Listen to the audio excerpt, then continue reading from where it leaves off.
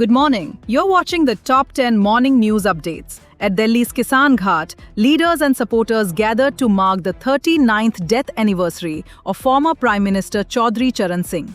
RLD MLA Parsan Kumar Chaudhary called him a leader of farmers and the common people, as hundreds arrived to pay tribute and take inspiration from his ideals. The event once again brought farmer politics into the national spotlight. Meanwhile, a major legal and political debate is intensifying in the south.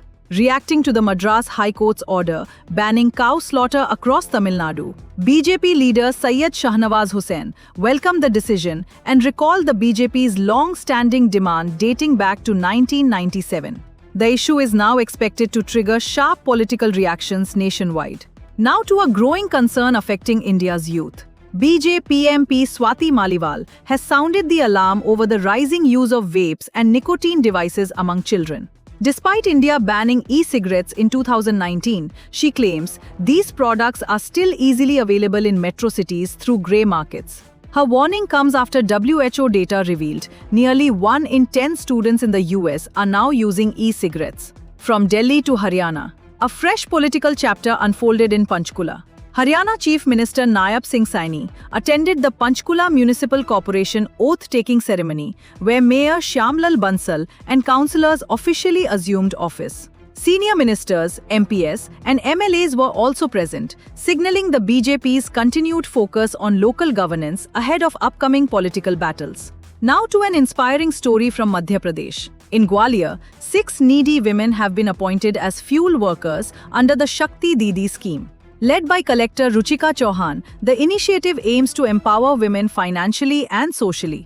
More than 100 women have already received employment opportunities under the program, a major push towards self-reliance. But politics is heating up in Karnataka. Amid speculation over Chief Minister Siddaramaiah stepping down, Congress leader Bhupesh Baghel said no Congress leader would question the High Command's decision.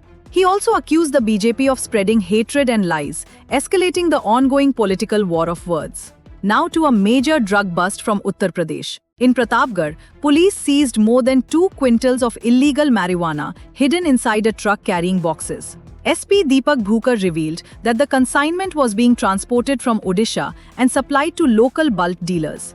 The truck drivers and suppliers are now under investigation as police tighten the crackdown on narcotics networks.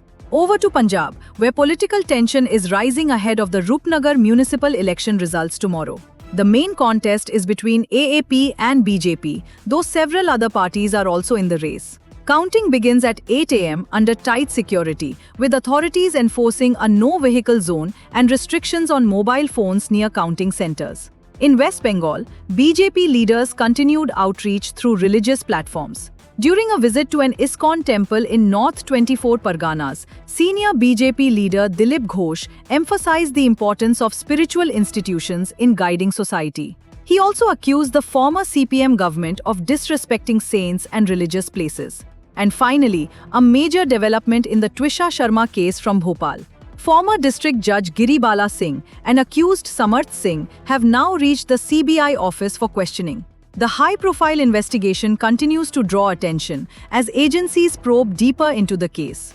Those were the top 10 morning news updates.